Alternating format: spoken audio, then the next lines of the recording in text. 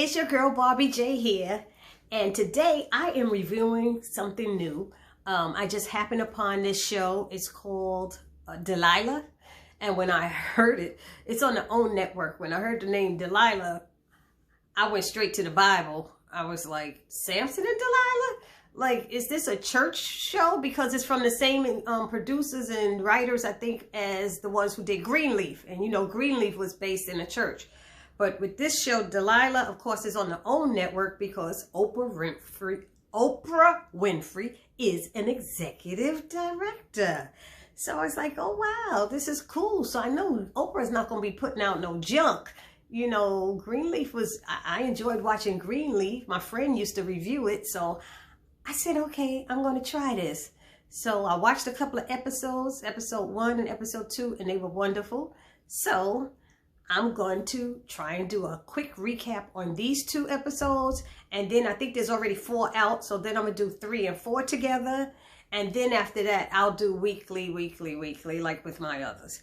So the first season 1, episode 1 is Everything to Everybody.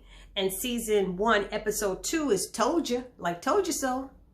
So, okay, this one is based in North Carolina, Charlotte, North Carolina, not Atlanta. Can y'all believe it? Not Atlanta. You know, and the main characters seem to be Delilah Connolly. She's a divorced woman. She has 2 children, Maya and Marcus. Maya is a violinist in high school and seemed to be very good one at that. And she's also, I don't know how old Marcus is, but I think her son is in like junior high school. And she's taking care of her nephew, Dion. And she has her own practice. She has a private practice. And let's see, she has a private practice, which is her own law firm. Oh, her ex-husband is Gordon. Her ex-husband is Gordon, who seems to have trouble paying her child support, and it's only $200 a month. I can't believe, it must be $200 a week. You cannot tell me it's $200 a month, because that is like nothing. Okay. But anyway, so she also has a best friend named Tamara Roberts, who's also an attorney, and she works for one of the biggest law firms out there, and I guess in Charlotte.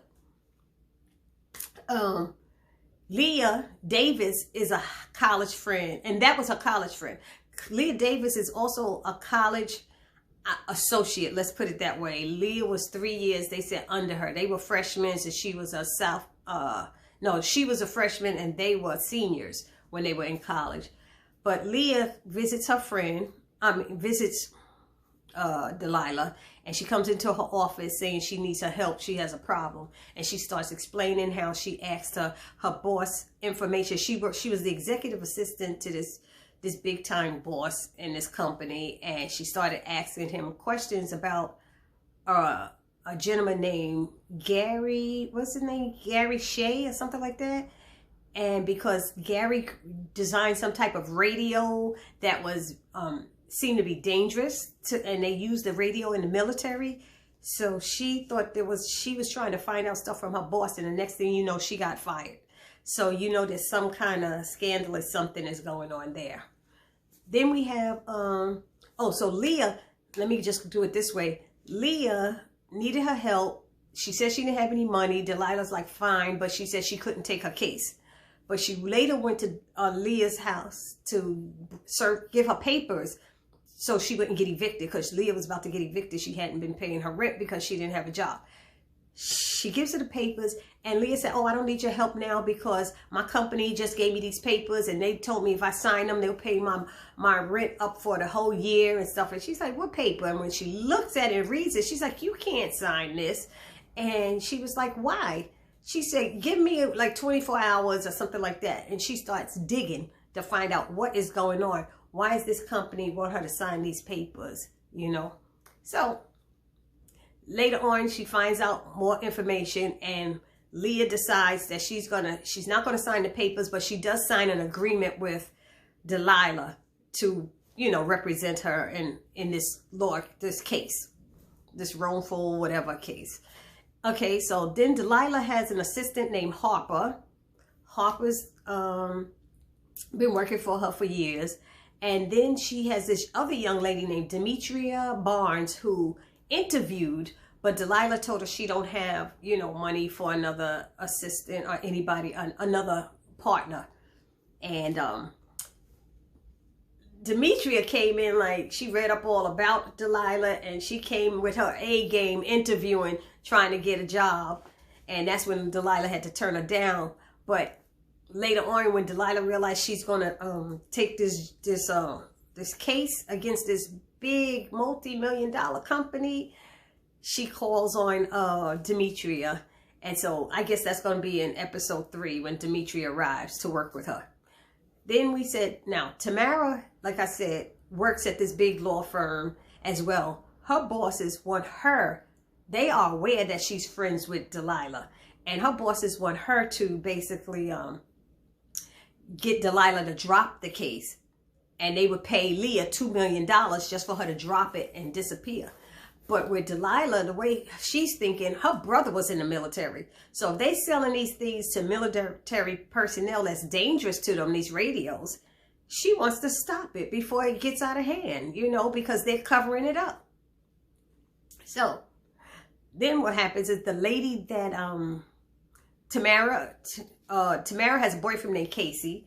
So that's her man or whatever. So they're in this relationship, partnership, and he comes up later into the show episode. But Maya and her friend, Maya, remember, is Delilah's daughter, and her friend go to see her friend's uncle, who he looks like he's a white guy, and he has a violin shop, and they look at violins, and the violin that she likes that sounds real well, very good, costs like $10,000-$12,000. And she goes to her mother, asks her for money. Her mother's like, I don't have that. I have about 2.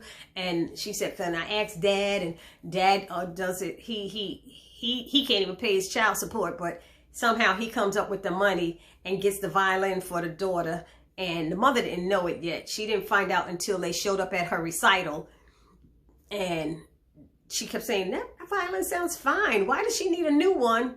And then when the girl finished playing and the father was there, she finds out that the father paid the money for it. So that's that. So they got that little contentious thing going. What else?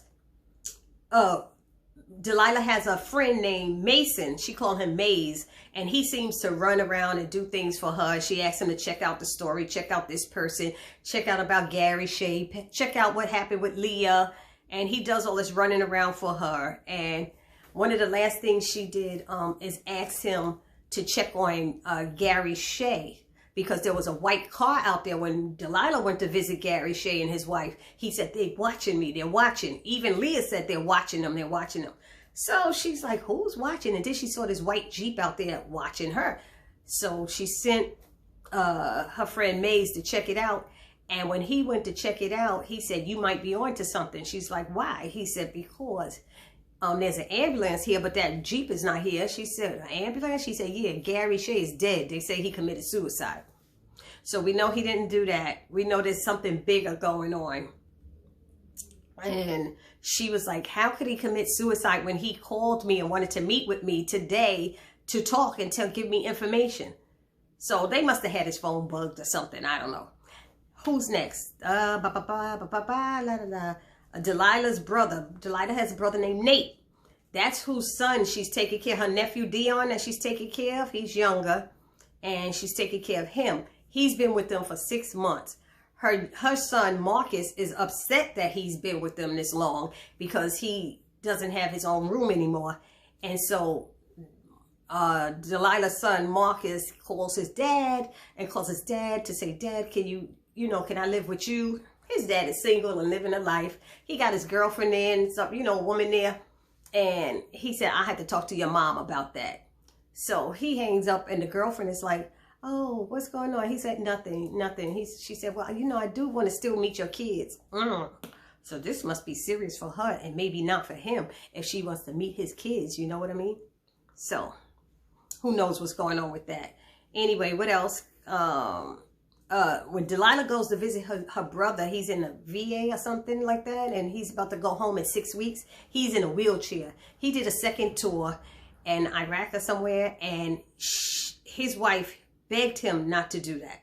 and he did it anyway, and he came back in a wheelchair. So now she doesn't really want to be bothered with him. Her name is Christine, and she's not even taking care of her son because of that. That's their son together. So I understand not being prepared to take care of your husband when he got back, or whoever it is, but what does that got to do with your son? Every time you look at him, he bothers you or something. It's just, I don't know. So Delilah's taking care of him, and Christine was supposed to pick them up that day, and Christine never showed up and said she's not ready. She need more time. Go figure. Anyway, what else? We see, Tamara finally meets with this big top executive that is fighting and spending all this money to erase what happened. And this is Leah's boss. It was Leah's boss who fired her. And he's basically saying that almost that he had an affair with Leah, and that's why he got rid of her, and he just wants this to go away because he's a happily married man. And Tamara believes everything he's saying. Delilah's like, does he have proof? It's messing with their relationship because Tamara's telling Delilah to just forget about it. Don't have anything to do with it, this case. And Delilah's like, I don't know about that. She's like, you seem to be more concerned about making partner than what's right and what's wrong. And so that upset Tamara. But Delilah's right. If there's something wrong going on, you rather just make it disappear and make partnership for that? Well, they really just playing you two black women, and there's probably not that many black attorneys out there in that Charlotte area. Who knows, females. And he got them fighting against each other because they know each other. Plus, she even knows the girl Leah who got fired. So they all three, it's just crazy. So I don't know. But it's shaping up to be a very interesting show. And let's see. Tamara goes to see when Tamara tells Mace to find out what happened at the as far as how he got killed, how Gary got killed. And he said that they have sealed the autopsy's reports due to murder suspicion. I was like, wow. So something's going on here. And so Tamara invites Delilah to her house, saying they really need to talk and stuff.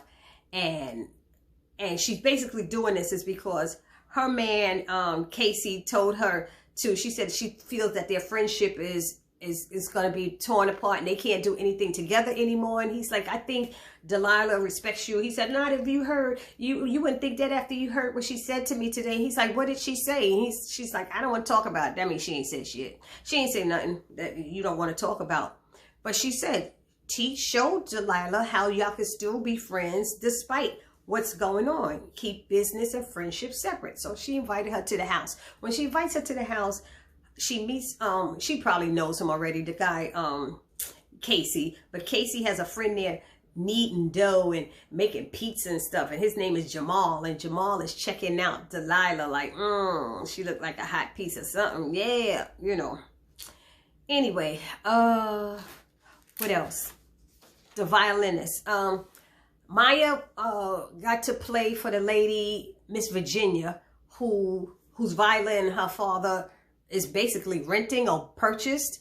And when she gets there to see to the violin shop and meets Miss Virginia, she calls her protege. She says she's a protege. And she's like, I'm not a protege. She's like, does that make you feel different or anything? But she plays for her, and Miss Virginia is so thrilled, to be working. So I think she's going to work with her. And I think that's what I'm getting from that. Then Marcus, I told you, did I tell y'all? Oh, yeah, I did tell y'all Marcus called his dad. Delilah goes to see Gary Shea's wife. She calls her. And she goes to see her, and she shows her the prescription bottle, that there's no way he had all those drugs in him. He didn't even have any more pills. His new prescription came. So they know it's been set up. And then she provides her with all of his files from his job at Osborne, I think it was. So she went home with all of that information, and she took it into her office. She ends up calling. Gordon calls her and tells her that Marcus called, and things are getting out of hand. It's not fair what you're doing to him. And she said, not fair. She said, what's not fair is that you're leaving your children without a father. He's like, well, Delilah, you threw me out. She said, well, you kept cheating on me. You gonna cheat and cheat and cheat on me, keep you in the house. And that's right. It's like, who? Are we supposed to stay together because? So I understood that. Delilah goes to see Christine about her son and her husband.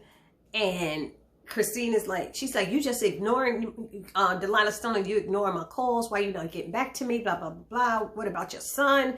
And she's like, I'm just not ready. I'm not ready. She said, well, you better get ready because your husband's coming home. He's coming home in 6 weeks. And she's looking like, what? And then some big old dude, 6'5" or something, coming around there big.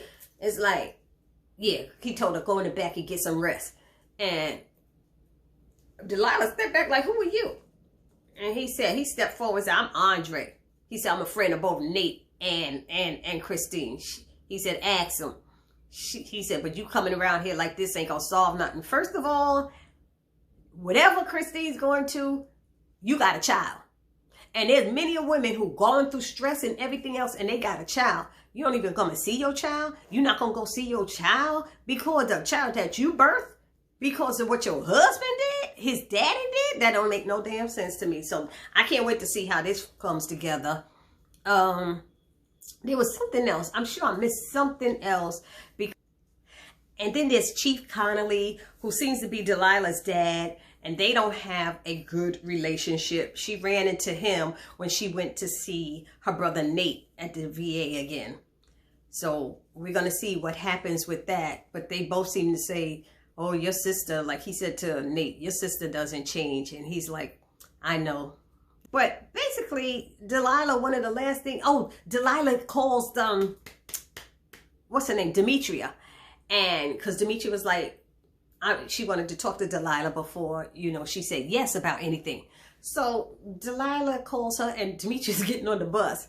And she said, I'm assuming you called me about a job. She said, yes, I did. She said, well, I wanted to let you know what type of package I'm expecting. I said, damn. Delilah said, look, I got $50,000 and health benefits. That's it. She was like, and what about a 401k? She's like, what? A 401k? She said, if I give you one, I gotta give one to Harper. Harper's like, what you gonna give me? She's like, I'll tell you about it later.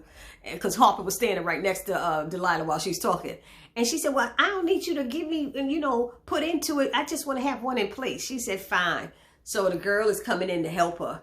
Because the girl, when she met with her, she noticed she was quick to notice a couple of things that was wrong, like a form that they were using in the office that had been already updated last week and stuff. And Delilah was like, okay, she made a mental note of that she's quick and to notice stuff. So maybe this will work out. I think that was the last thing I wanted to tell you. Anyway, so one of the last things Delilah said is that she's finding herself going up against the biggest, she gets pictures. She gets pictures sent to her cell phone from Tamara, her friend, showing Leah in compromising positions with lingerie and all this stuff. But you don't see no man in the picture, so I'm trying to understand what kind of proof that is supposed to, because she wrote Toldja, which is what it was. And we don't know, but I'm sure in episode 3 and 4, we're going to find out something. But like I said, Delilah found herself going up against the biggest law firm in town. This is what she said, in town, with a client who's willing to do anything to win, possibly up to and including killing people. And she said, and her client won't stop lying to her, and her best friend Tamara is starting to piss her off.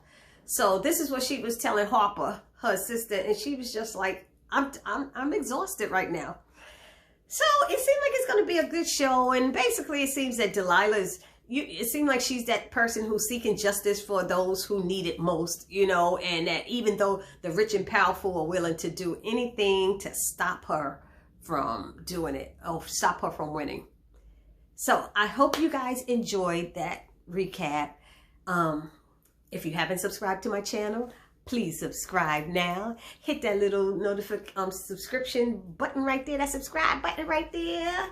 Okay, do that for me. And also hit the notification bell because it'll let you know every time I upload a new video.